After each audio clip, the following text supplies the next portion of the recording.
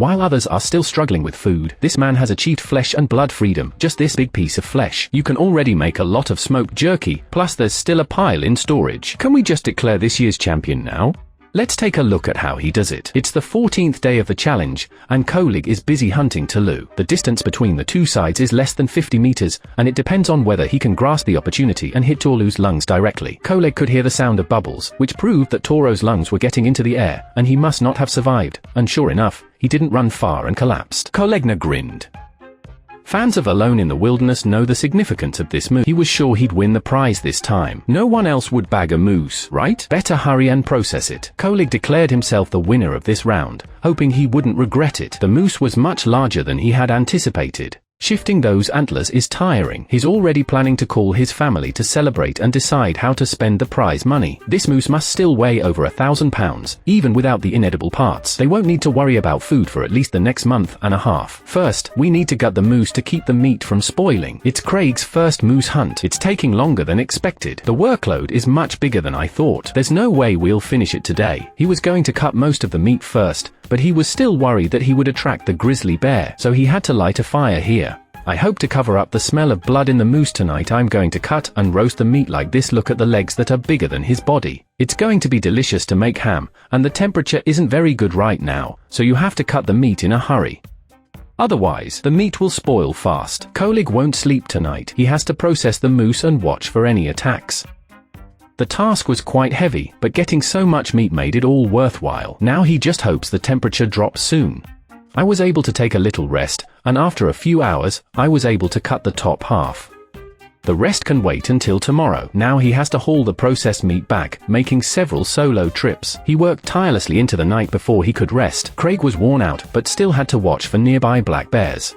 He didn't want to give away the meat he had. Next, he planned to build a better shelter and prepare a place to store the meat. There was a lot to handle. On day 15 of the challenge, Michaela realized something was off. Her foot suddenly started hurting. For now, she could only keep it dry with charcoal and hope it would get better. She hurried to check the traps. She was quite confident in the spot she had chosen, having spent a lot of time on them. The traps were set along animal paths, and she had seen many rabbit tracks. She also placed food they liked around the traps. In theory, her traps should catch a lot, but in reality, there was nothing. She could only hope for a surprise today. She was worried that if she continued to go hungry, her body wouldn't hold up. She considered setting more traps. The bait worked, but she still didn't catch anything. Frustrated, Michaela headed back to the shelter to rest. Suddenly, she spotted a squirrel in a tree. Grabbing her bow and arrow, she crept closer, hoping it hadn't sensed the threat. Although her first shot missed, the squirrel didn't run away, giving Michaela another chance. Unfortunately, she missed again. With traps failing and poor archery, things looked bleak. The place was hostile, and the pressure kept increasing daily. If this went on, she'd have to quit the challenge eventually. The only good news was that she retrieved her arrows. She hoped to encounter another squirrel soon, as she desperately needed food. Meanwhile, Craig had to deal with the remaining meat today. It was starting to smell, and he didn't dare leave it out for another day. He lost track of time, but eventually got the meat moved. The crows were drawn to it, and he wondered why no one hunted them for food. Today's main task was to build a storage shed. His body was exhausted, but he couldn't afford to rest. He didn't have much time left. If he could get through these few days, he would have plenty of time to rest and eat meat. The weather was still quite hot. This spot was a bit cooler, so he planned to store the meat here until he finished smoking it. Although the project was huge, it was worth it for the safety of the food. He hurried to chop wood and build the shed. He wished for cooler weather, fearing that without a hearty meal, he'd collapse from exhaustion. Given the current intensity, I can barely hold on. The storage is almost done. Will it withstand a bear?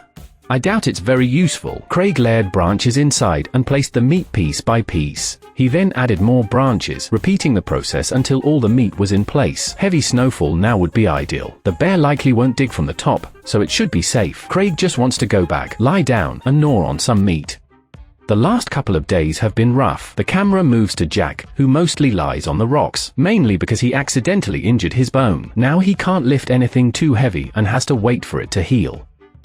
I doubt Jack will make it. Hurt and low on food, it's amazing he's lasted this long. He plans to check the fish net first. Today, he was quite lucky, catching 2 fish in a row, which instantly lifted his spirits. The only problem is that bending over hurts. If the fish were any heavier, he couldn't bring them ashore. No one saw such a big fish coming. It even had another fish in its mouth, which was amazing. He quickly took them out to process. It's been ages since he saw a 2-for-1 deal.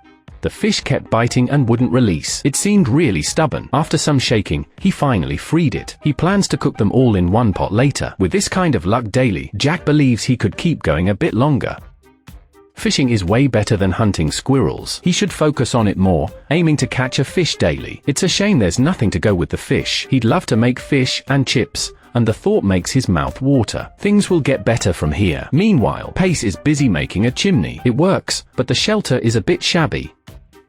The nights are freezing cold. He keeps adding materials, hoping it will help him sleep better. Despite Pace's ongoing efforts, the end result remains rough. He's concerned it could collapse and injure someone. The biggest problem now is food. They need to stockpile enough food before winter, as it will be harder to find food later. Spruce branches are added for insulation, then a layer of cattail. This will make the shelter cozier.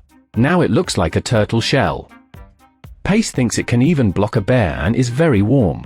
The only downside is that he can only walk slowly. Now let's look at Tucker. People might wonder how the contestants brush their teeth. They brought toothbrushes, but usually use saliva to brush. If conditions improve, they chew charcoal. Although it doesn't taste great, it cleans well. I recommend everyone try it. Now he needs to continue building the shelter. It's a huge project. This is definitely the best shelter among all the contestants. Cutting and moving materials is time-consuming. Now he has to stack stones and fill them with mud for a fireplace. To ensure sparks don't ignite the shelter, he uses wooden stakes as a barrier. Actually, Tucker isn't very good at building. It's just that his nieces and nephews wanted to see him build a big house, so he made it this big. The fireplace is coming along well, but who knows how it'll end up. He's been so busy he hasn't had time to eat. He can't recall his last meal, and his body grows weaker daily. He sleeps just to conserve energy. At night, he frequently hears wolves howling. Tucker sleeps lightly, fearing he'll wake up to a wolf's jaws. His sleep quality is poor. Once the shelter is done, things should improve. It's the 16th day of the challenge. Tucker feels exhausted and hungry. The wolves seem like they never sleep, always howling. Maybe he should consider hunting them. I wonder why he doesn't get food. He spends all day on the shelter. Isn't he worried about collapsing from exhaustion? Seeing the frame, you can tell the shelter is decent, but the nearby trees are thin. If they were thicker, it would look better and be sturdier. Now Tucker needs to collect more poles. His building speed isn't fast. When it rains, it's really annoying. He can only cover it with a tarp. The shelter is looking more and more decent. Tucker is so happy he's dancing. He thinks he can move in a day or two. Meanwhile, Michaela just brought down a bird's nest. Sadly, there were no eggs, but it's useful for fire starting. On the bright side, she found churro fur inside. If she manages to hunt one, she'll have enough food for a month. She might even survive until the end, but with her archery skills, I doubt she'll catch anything. Michaela plans to reinforce her shelter. Right now, it's just a simple frame.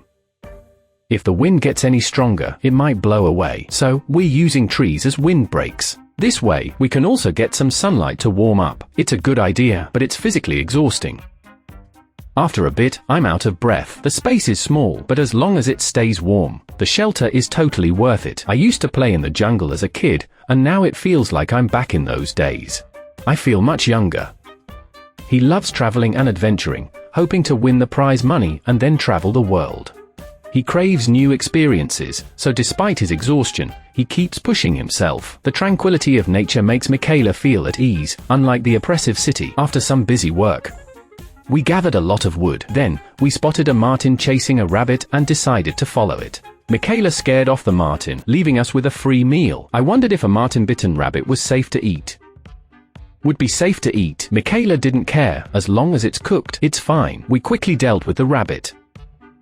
It wasn't very big, so if you want the fur intact, you have to be gentle. In no time, Michaela had a perfect rabbit pelt. He thought it was easy, saying anyone could do it. If you don't believe it, give it a try.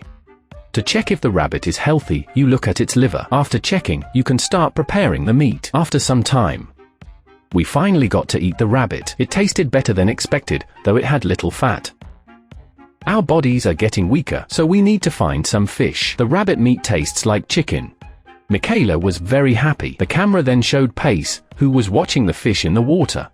He had some bait and was trying to catch a fish. He cast the line as far as he could, given the makeshift tools. Fishing this way took more effort, and the bait was less effective than expected. The fish didn't bite at all. He was so hungry, he joked about roasting himself. If this continues, he won't last much longer. Pace kept trying, hoping nature would gift him a fish. But reality was harsh. He spent a lot of time fishing with no success. Ultimately, he had to seek fortune in other spots. I must admit, Pacey's attitude is commendable. Even if he returns empty-handed daily, he still insists on fishing. Meanwhile, Craig has an abundance of moose meat and eats until his stomach. Now, even his burps reek of meat. The only problem is the scavenging birds trying to snatch his food. Craig figures he doesn't even need a bow and arrow. He simply grabs a stick and rushes at them. If those birds weren't so fast, he'd have a different kind of meat tonight. While the meat is mostly intact, the moose hide is nearly destroyed. If this keeps up, the meat will be gone too. He has to start cooking the fat, which is even more precious than the meat. Craig decides to make some containers. After processing the fat, he keeps it separate and adds it to the meat daily, helping his body recover better. The best idea he has is to pour the processed fat into containers made of tree bark. It looks beautifully cooked. He doesn't have to worry about leaks. Now, he needs to thinly slice the meat for smoking and drying, making it easier to handle.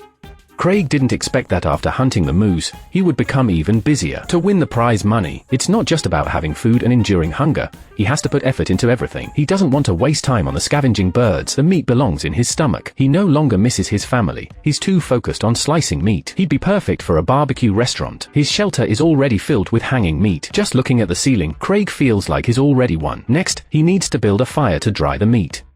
Just smelling it makes him quite satisfied. Now he can go eat the meat cooking in the pot with no seasoning added. The natural flavor of the meat is enough. He never gets tired of eating it every day. The challenge has reached day 17.